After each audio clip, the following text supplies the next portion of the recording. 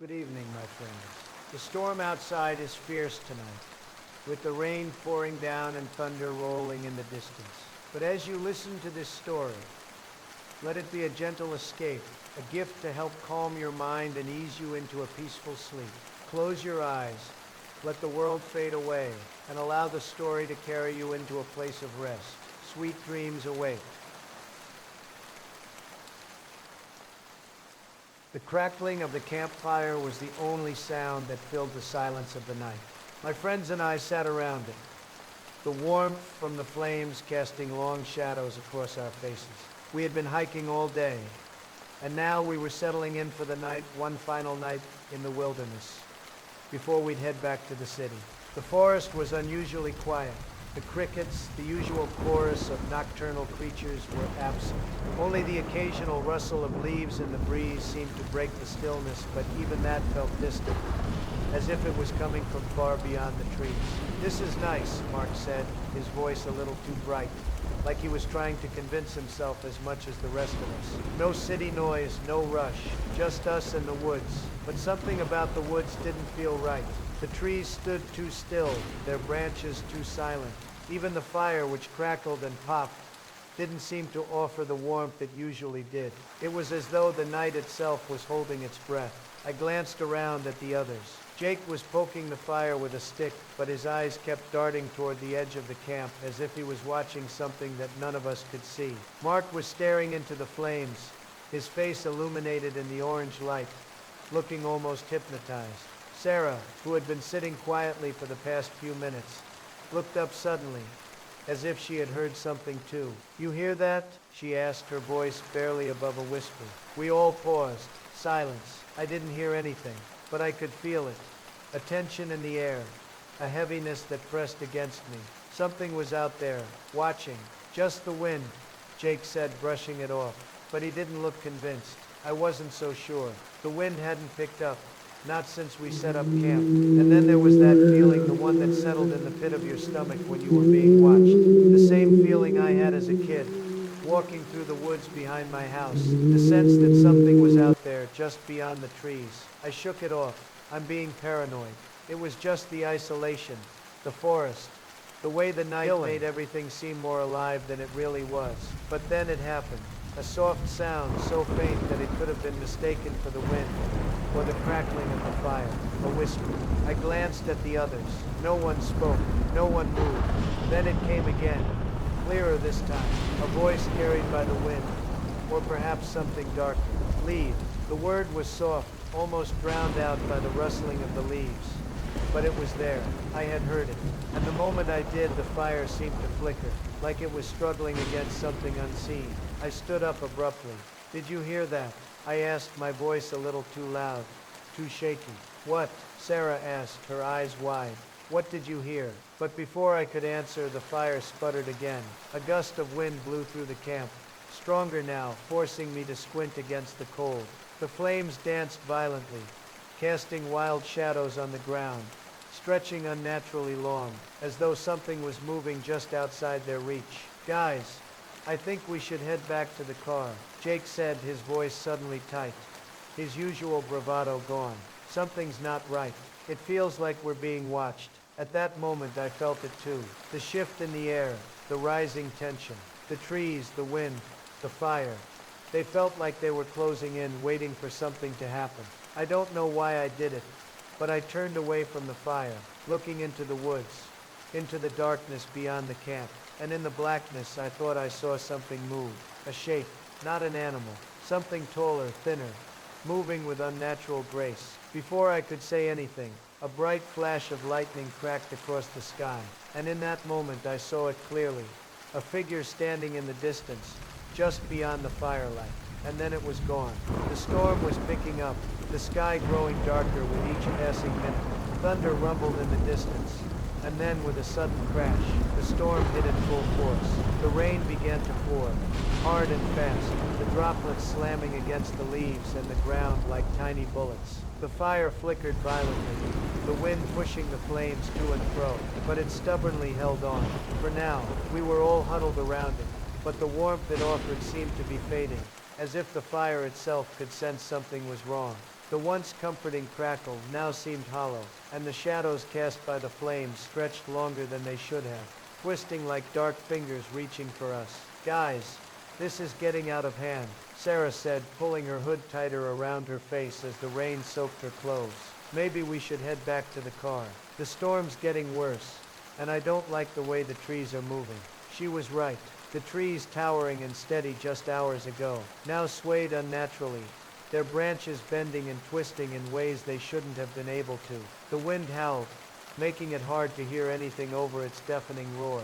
But still, the feeling lingered. That sense of something watching, something waiting. The hairs on the back of my neck stood on end, and I couldn't shake the image of the figure I had seen in the woods. No, I hadn't imagined it. It was real. We're not alone, I muttered. But I didn't realize I had spoken until I saw the others look at me, their eyes wide with unspoken fear. What do you mean? Jake asked, his voice unsteady, though he tried to sound calm. His usual bravado was gone, replaced with a nervous energy that I hadn't seen before. I don't know, I replied, glancing around at the trees. But I swear, I saw something moving out there, in the woods, just now. Something tall, slender. It was watching us. Jake didn't respond immediately.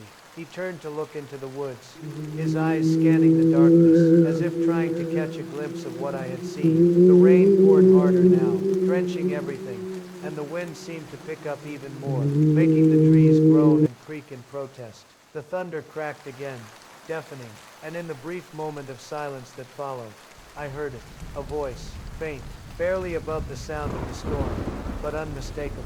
Leave, the whisper, so soft it could have been a trick of the wind. But it was there. It was close, closer than before, and this time I knew it wasn't just the wind.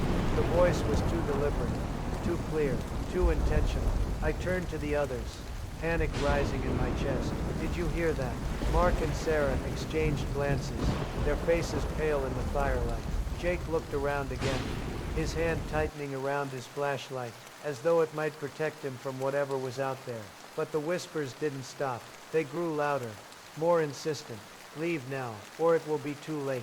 The rain lashed harder against us, and I could feel the temperature drop, as if the storm itself was reaching into my bones. A gust of wind swept through, almost knocking the tent over, and the shadows seemed to shift again, no longer cast by the fire, but moving on their own. Guys, I think we need to go. Right now, Jake said, his voice barely above a whisper. His usual bravado was gone, replaced by fear, real fear. I didn't argue. I could feel it too, the pull. Something was out there, something that wanted us to stay, to trap us in the woods, to drag us into the darkness where the rain and thunder couldn't reach. The very forest felt alive, shifting, pressing in around us. I stood up, grabbing my backpack, my hands trembling as I fumbled with the straps. We need to pack up, now, fast. But as we started to move, I heard it again, the voice. This time it was closer, too close. You can't leave. You've already been chosen. I froze, my heart racing in my chest, the words echoing in my mind. Chosen. Chosen for what?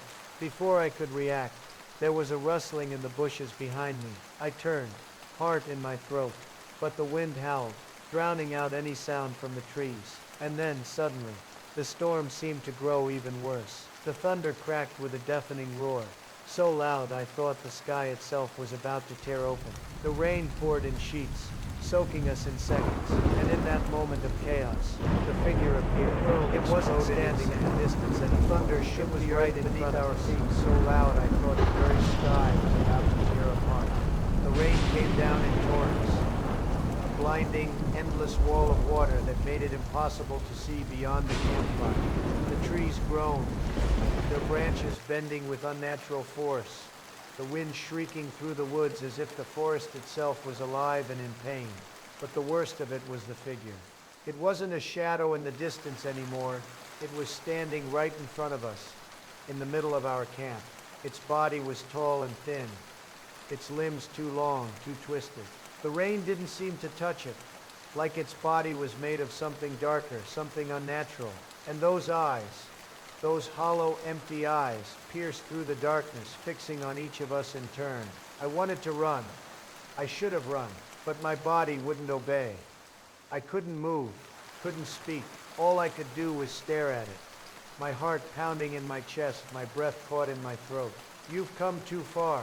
The voice came again, louder now, reverberating in my skull. You can't leave. You've already been chosen. The wind howled louder, almost drowning out the words. But I could still hear them, still feel them deep inside me. The whispers, the calls. They weren't just voices, they were real, and they were coming from the figure. It was controlling the storm, controlling the very air around us. My friends weren't moving either. Sarah was frozen in place, eyes wide with terror. Mark was shaking, his lips moving, but no sound coming out.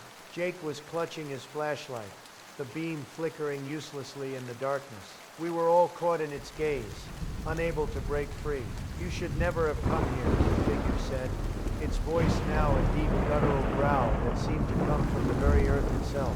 The forest has claimed you, and now you will be part of it. Suddenly, the fire behind us sputtered, the flames flickering wildly before going out completely. The world plunged into darkness.